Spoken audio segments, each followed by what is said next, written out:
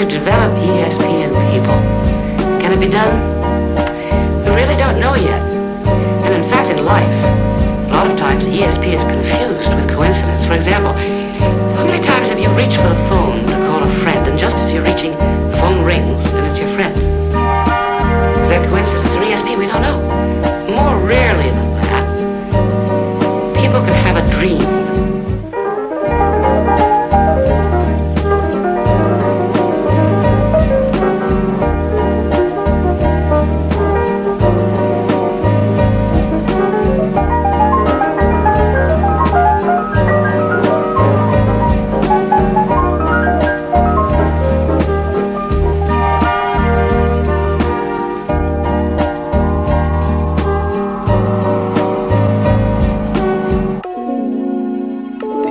My spider sense.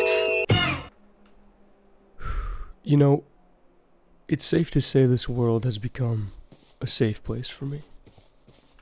And after my last video, I could also say that this channel has become a safe place for me.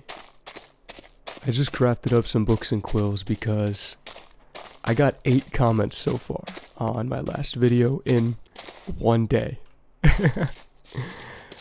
And it's hard to believe. And what's more incredible than the number of comments is the fact that each comment comes from one individual, and reading them has made it clear that you guys, some of you, hear me. Now, I encourage you to interpret my words however you may, of course. And, you know, not everything you say has to be positive, as long as it's real.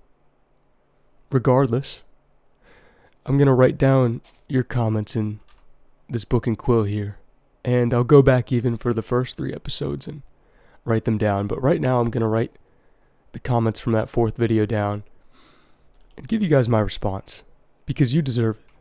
Now, I haven't preemptively thought too much about what I'm going to say in response, because I think something about the rawness of that video really resonated with people, and I am happy about that, so I'm going to keep that going. I'm going to give you my genuine response. So here we go. Humble Shark 89 says, "Not what I was expecting from the YouTube homepage, but okay." And I think that's a fantastic sentiment, you know? The good things in life are typically unexpected. Well, I guess I'm assuming that he thought this video was good, but he took the time to comment, so probably, right, Humble Shark? Let me know. Nathaniel Dimas 480 says, "The fact this got recommended to me at 37 views means I know this is about to blow up." Or, "The fact that this got recommended to you at 37 views means you've got impeccable taste and the algorithm knows." You've got taste like no other. I don't know. You know, I've seen a few comments like this, talking about, you know, why don't you have more views, more subs? This is about to blow up. Guys, it's about you. It's about the 8 individual human beings who chose to comment on my video, not about the number. But I'm not criticizing you, because what I really hear from this is that you guys think that what I created deserves more recognition. And for that sentiment, I'm so grateful. But I would encourage you almost to appreciate the small nature of the channel and recognize that maybe you're seeing something special that will never blow up. Maybe this is just for you, and that's just fine, if not better. I don't know what the future holds. Sam Tukolsky, I hope I said that right, says, "Lucky me. And Sam, I raise you this. Lucky us." Nico was here, 1201. Says, "First 10 seconds and it's already peak video. Why doesn't this have more views?" I gotta say, the first 10 seconds means he was listening to Shalfie's incredible music, whom I did not ask permission to use his music. So honestly, if you like the cinematics, thank you so much. And if you like the music, go check out Shalfie. His titles for his songs are just incredible. He seems like a really a guy who's really in tune with his emotions, and he really knows how to put that into his music. And there's a reason why it resonates so much with me and, you guys, the viewers of my channel, because his music is beautiful and true to himself. And here we go. Bintang Pandud Wand Aru. Bintang Pandud Wandaru. Bintang Pandud Wandaru says, I'm early to the video and early to the birth of a big channel. Big channel. Maybe. I think what I said earlier about the numbers stands true, and yet this is a person telling me they think I deserve more recognition, and that is a tough pill to swallow. Compliments are sometimes hard to receive because I can get caught up so much in my self-doubt.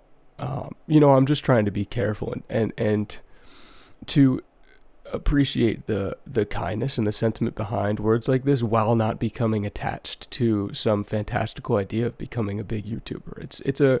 It's a fine line between allowing yourself to receive compliments to feel good about yourself and not allowing that to get you attached to an idea of the future.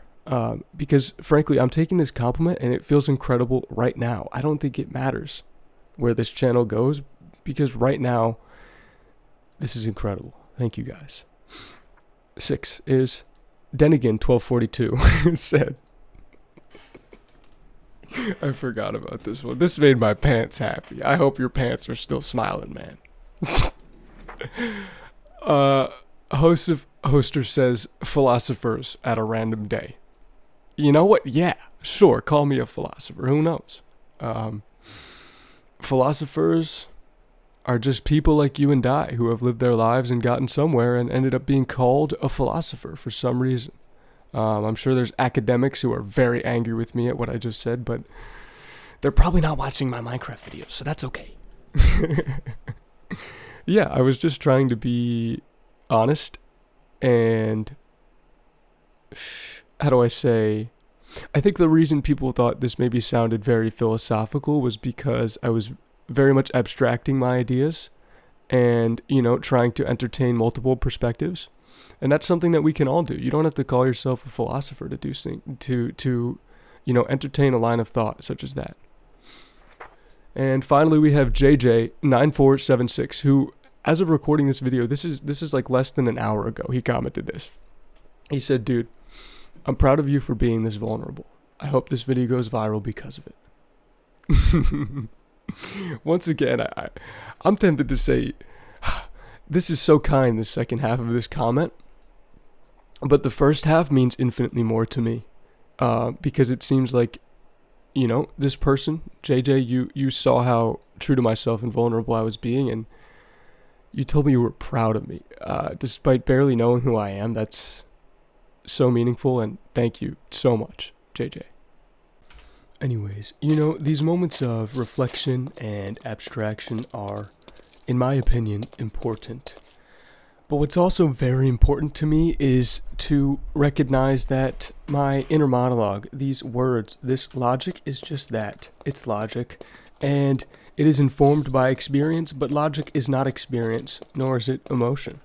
And I've got to balance this wistful, abstract level of thinking with getting my hands dirty and, sort of letting my inner monologue fizzle itself out to find the part of me which observes and experiences.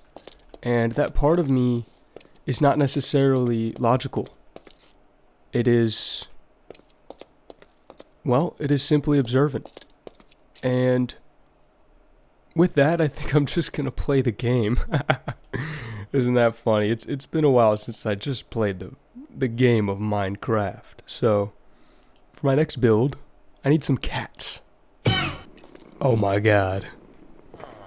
With the series of aesthetic mods I have at some point, this happens. Adorable.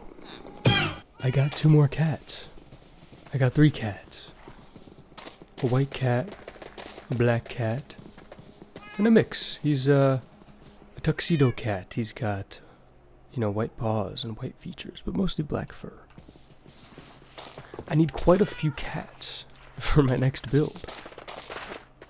But something about this all-black cat here. I think I'm gonna keep him. I think it would simply be painful to name 10 cats and then doom them forever to sit inside a creeper farm, so I won't be doing that. But this guy's gonna get a name.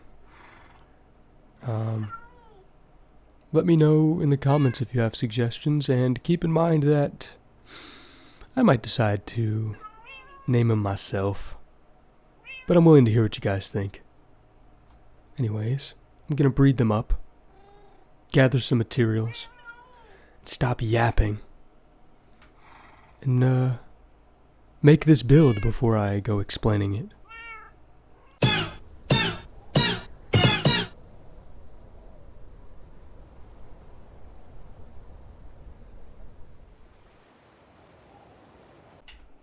Okay, y'all. Here it is. You may be confused as to where I am right now, and that's because I'm inside my hot air balloon. I'm gonna enter free cam so that I can fly around. And check this out. I built a little hot air balloon. I think it looks quite nice. And, you know, if you're privy to sort of the technical side of Minecraft, you'd know that there's sort of a bubble around you where mobs will not spawn. And then an even larger bubble around you where if mobs are outside of that bubble, they'll despawn. So by placing this hot air balloon up there, I can guarantee that, you know, that smaller bubble where mobs will not spawn close to me is you know, the creeper farm is out of that bubble.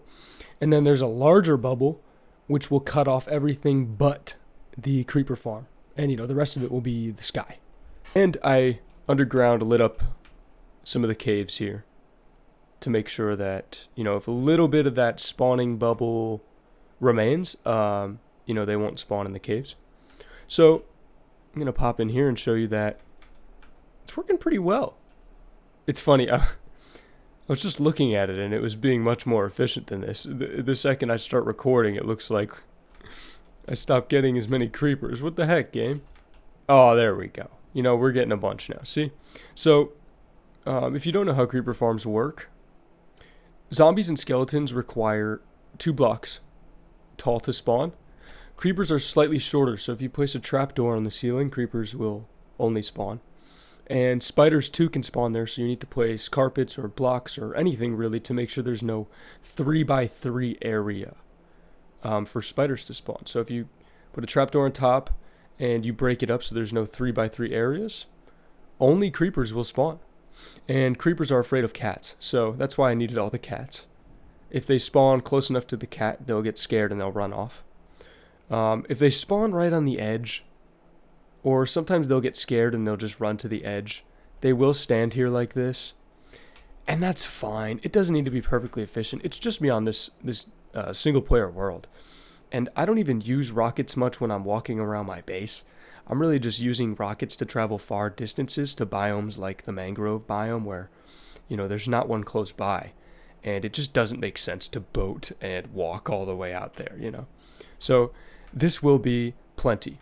And, you know, I wanted to make a challenge for myself. I said, you know, I want to decorate my farms as I make them. So here we are. It's modeled after a sort of a... It would be sort of around the 1870s, 1880s industrial grain elevator, which was a time period where they had sort of begun to fireproof things and make things like this less so out of wood, but they hadn't sort of gotten to making everything out of concrete yet. So they used things like bricks. And over this time, I think sort of the reinforcement, they would use a lot of iron reinforcement and then cover that with bricks so that you would have a pretty strong structure that's pretty fireproof. The idea basically is that this was maybe once a wooden grain elevator that went up in flames and they reconstructed it out of brick, and maybe this wood part survived. And, you know, the broader lore of this world I'm building, and I'm still sort of figuring it out, but the broader lore, I think, is that there was a world around that sort of post-Civil War fireproofing era, pre-concrete, where you get sort of these beautiful mix of wooden and red brick industrial structures. And then there was some sort of apocalypse, which caused these structures to be abandoned. And this farmer here, this character I'm playing, is reoccupying this farm. So, this is not in industrial use anymore, nor is this barn and these fields.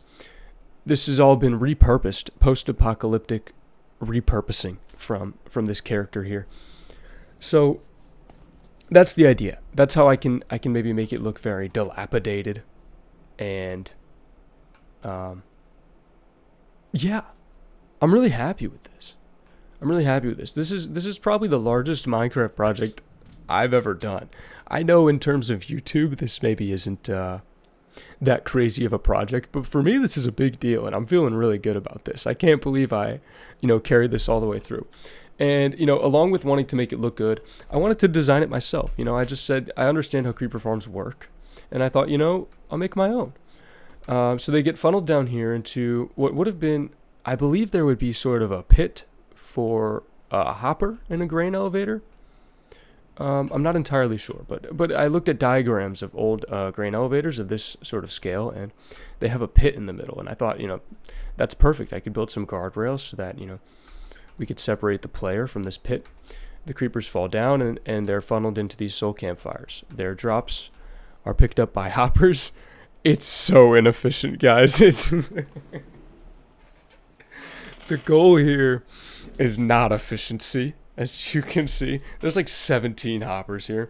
So, and at some point I might have to go back. If my world gets laggy, I might have to figure this stuff out and start learning more efficient redstone. But so it's captured by these hoppers, brought into observer dropper elevator, which funnels it into this barrel right here. I've been running it for a few minutes as I've been talking. So, let's head down and see how much we've generated. Look at that. 3 stacks. I mean, this is like more gunpowder than I need. I can run this thing for literally 10 minutes if I run out of rockets, and I'm good for a while. Oh, it's so fun that I can come in here and watch them fall. Because some of them were still, waiting up there. Oh. Hey there. So, before I log off, I got a few more comments since I've read them in the beginning. I made it up to JJ's comment. So, since then, No Pants Tony has said, I was raised in the borough. Now, I don't know if this is a literal statement or a reference to, Carnival or some other reference. I'm not really sure. I don't know what to make of this, but thank you for commenting. I'm sorry I have no deep interpretation here. Now, this one threw me for a bit of a loop. So Creamix4 says, feel it all for yourself. Go where you belong. Try it, because you'll never be gone all alone. There's always a deeper hole to fall. Don't take it from me. Breathe it. Keep it. Unseal it. And I think he came back and edited it and said, P.S. cool video. I think I really got to take my time with this one. I get the sense that this is a very genuine comment. I don't think this is satire. I don't think this person is making fun of me. Though, I took a look at his channel, and there might also be some sort of not a language barrier, but I'm not sure if English is this person's first language. And I just am not sure if I'm here to properly interpret this comment either. I'm almost concerned, with the latter parts. This part about there's always a deeper hole to fall. I'm almost worried for this person. I'm not sure. Creamix4, if you see this, perhaps you could clarify, or maybe you like the mysterious nature of the way you put this. But just know I read it, I gave it my time, and I'm not entirely sure how to interpret this. And finally, Seller the Titan just sent me some emojis. I think he's calling this video a gem, right? He's looking at the diamond. He's saying, Sort of a diamond in the rough situation. He's calling this video a gem. And that I very much appreciate. There's certainly more I want to say, but I think I've got to put my money where my mouth is and take my time with things. So for now, this video is over. Thank you guys so much for watching. Thank you for all the comments. This is quite the moment for me. And thanks for watching. This one is called Terrified of Blurring the Lines Between Me and You.